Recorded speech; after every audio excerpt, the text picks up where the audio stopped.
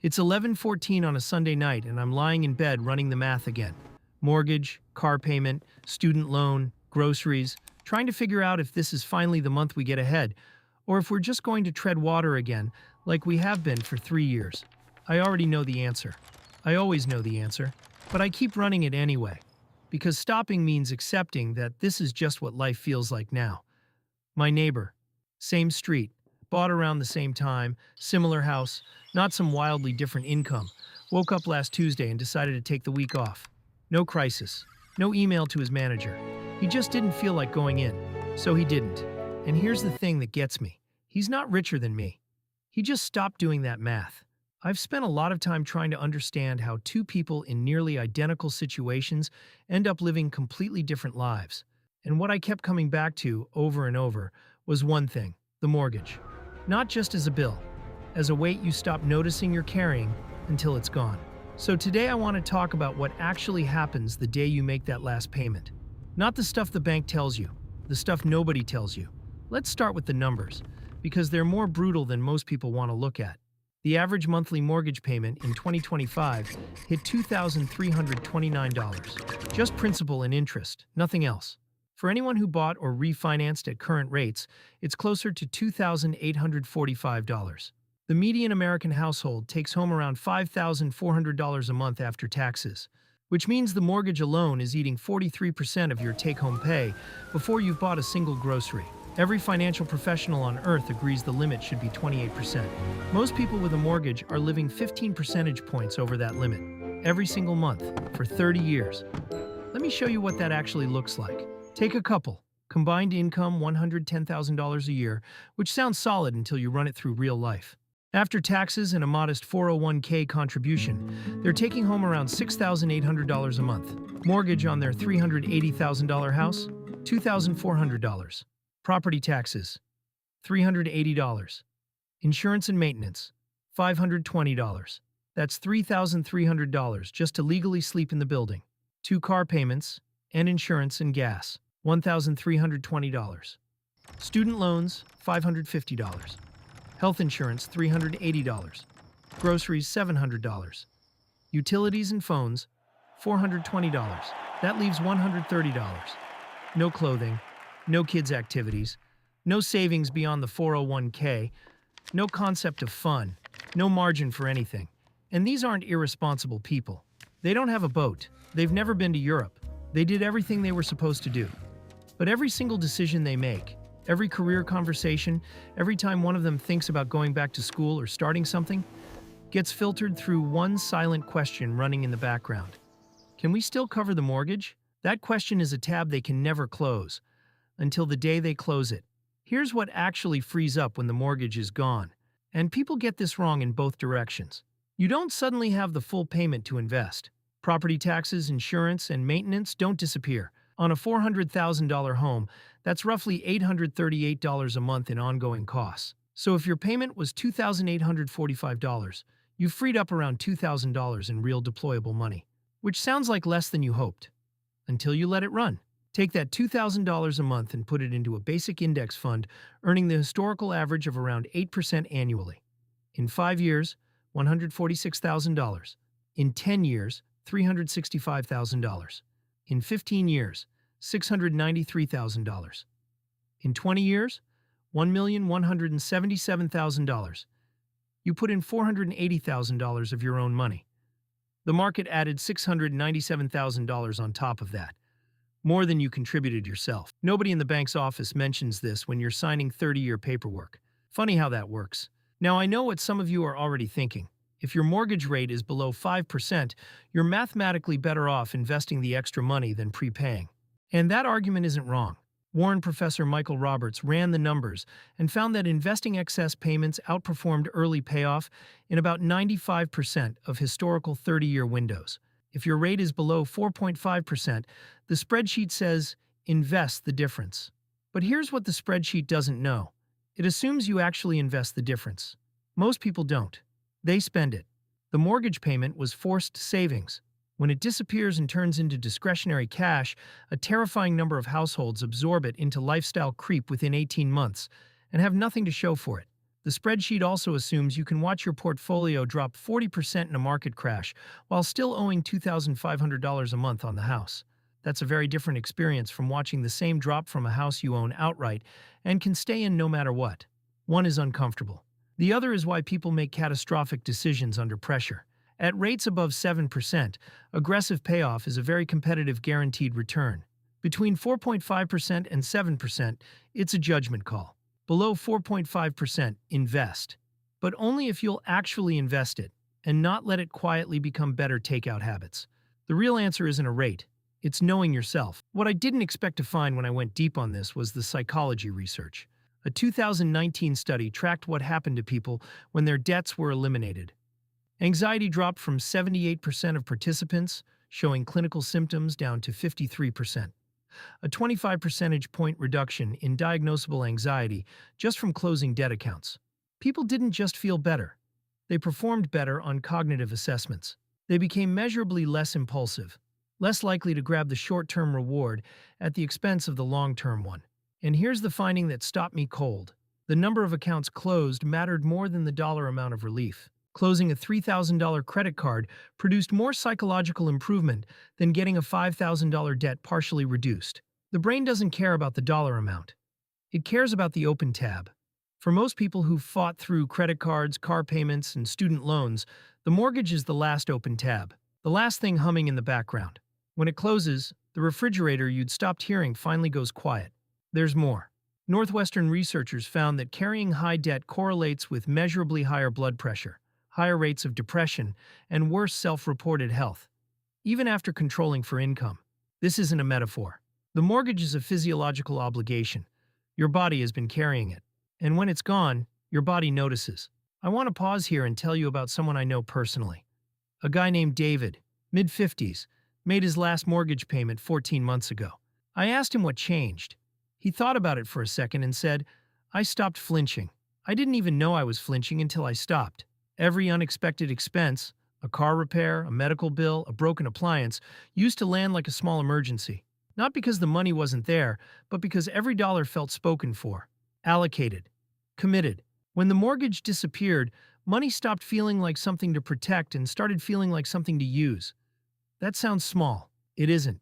And then he said something I keep thinking about. He said, "The first time my daughter called and said her car broke down and she needed $800, I just said, 'Okay, send me your account number.' No pause, no mental calculation, no quiet resentment. Just, okay." He didn't realize until that moment how many times over the years he'd helped people he loved while doing the math in his head at the same time. How the help was real, but never quite free. The mortgage was in the room for every single one of those conversations. When it left, so did that. That's the thing nobody puts in the financial projections. The cost of the mortgage isn't just the interest. It's every relationship moment that got quietly taxed by the stress running underneath it. Every conversation you were half present for because the other half of your brain was somewhere else. Every time someone needed something from you and you gave it, but not all the way. You can't put a number on that. But it's real. And it ends.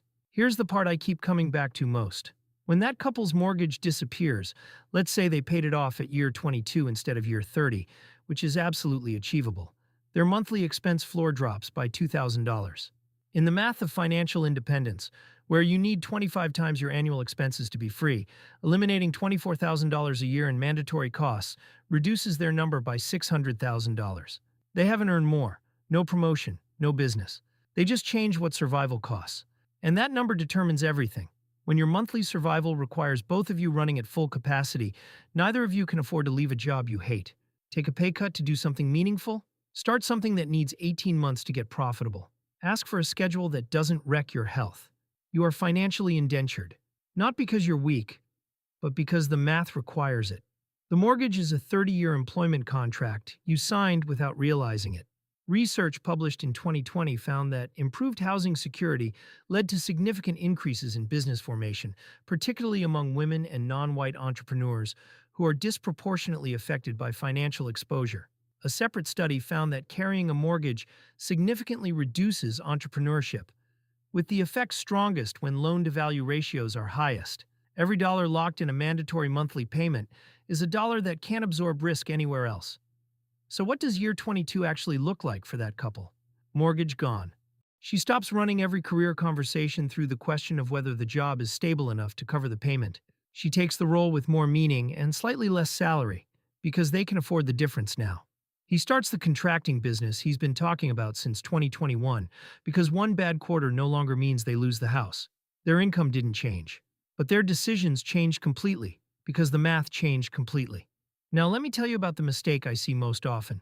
And it's not what you'd expect. It's not people who blow the freed up money on a new car or a vacation. It's people who finally pay off the mortgage and then just stop. They exhale, they feel the relief, and then they go passive. The urgency that was driving their financial discipline disappears along with the payment. And without that forcing function, the money quietly spreads itself across life. Slightly better restaurants, a streaming service upgrade here, a weekend trip there. And 5 years later, they're not broke. But they're also not anywhere close to where the math said they could be. The mortgage was the pressure. You have to consciously replace that pressure with intention. Otherwise, the relief itself becomes the trap. I do want to be straight with you about one thing. The house isn't free once the mortgage is paid off. Property taxes aren't going anywhere. They're up 27% nationally since 2019. Homeowners insurance has jumped 52% since 2020. And the 1% annual maintenance rule still applies. On a $400,000 home, that's $333 a month set aside for the water heater that will choose Christmas Eve at 11 p.m. to die. Your paid-off home still costs roughly $838 a month to own, closer to $1,300 in high-tax states. Plan for the real number. The gap between thinking you'll have $2,845 free and actually having $2,000 is exactly the size of a November property tax bill that will genuinely ruin your week if you weren't expecting it. On actually getting there faster, the math is more compelling than most people run. On a $450,000 mortgage at 6.5%, your standard payment is $2,844 a month. Total interest over 30 years, $573,840. The bank collects more from you in interest alone than the entire value of the home you bought. Sit with that for a second. Bi-weekly payments. Cutting your monthly payment in half and paying every 2 weeks results in 13 full payments per year instead of 12. That one change, which costs you nothing in lifestyle, cuts 5 to 6 years off the loan and eliminates over $119,000 in interest. An extra $500 a month at principal shortens the timeline by about 8 years and kills $150,000 in interest. An extra $1,000 a month nearly halves the loan term to 17 years. The difference between paying off at 55 versus 63, based on everything we've covered, is not a small difference in quality of life. There's also a decision most people never think about: what to do with windfalls. A bonus at work, a tax refund, an inheritance, a side project that actually paid off. Most people absorb these into their general spending and feel good about it for about a week. But a single $10,000 lump sum payment on a 6.5% mortgage eliminates roughly $22,000 in total interest over the life of the loan. You double your money just by throwing it at the principal instead of letting it dissolve into life. Every windfall is a chance to buy back years. Most people spend that chance without even realizing it was one. When that last payment finally processes, verify that your lender actually filed the lien release and you receive your deed. Lenders occasionally just don't file it, and you find out 3 years later when you try to sell the house and discover you don't legally own what you've been paying for. Tedious and essential, which describes most of adult life. Before redirecting a single dollar, rebuild your emergency fund. You've been house poor for years. Get 6 to 12 months of your new lower expenses in liquid savings first. Then deploy the former payment in order. Max the 401k match first. That's a 50 to 100% guaranteed return, and nothing else on this list comes close. Max the Roth IRA. $7,000 a year in 2025, grows completely tax-free. Max the 401k contribution limit, $23,500.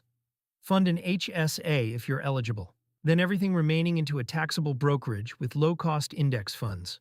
If you're redirecting $2,000 a month through all of this at 8%, you're at $365,000 in a decade and $1.17 million in 20 years. Not because you did anything clever, because you survived the mortgage, closed the last tab, and finally gave compound interest the room it needed. One more thing before we land this. I've talked to a lot of people who've crossed this finish line, and almost all of them say the same unexpected thing. They wish they'd understood earlier what they were actually working toward. Not the payoff itself, They knew that was the goal. But the feeling on the other side, because when you're in the middle of a 30-year mortgage, the payoff is so abstract, so far away, that it doesn't feel real. It feels like a math problem, not a life change. And so most people underinvest in getting there faster, because they can't feel what faster actually means. If I could go back and tell myself one thing at the beginning of my mortgage, it wouldn't be about interest rates or investment strategies. It would be this: the thing you're paying off isn't a house. It's your freedom to make different choices. And every extra dollar you throw at it buys that freedom a little earlier. The mortgage was never just a large bill. It was a permission slip you had to silently ask for every time you wanted to do something different with your life.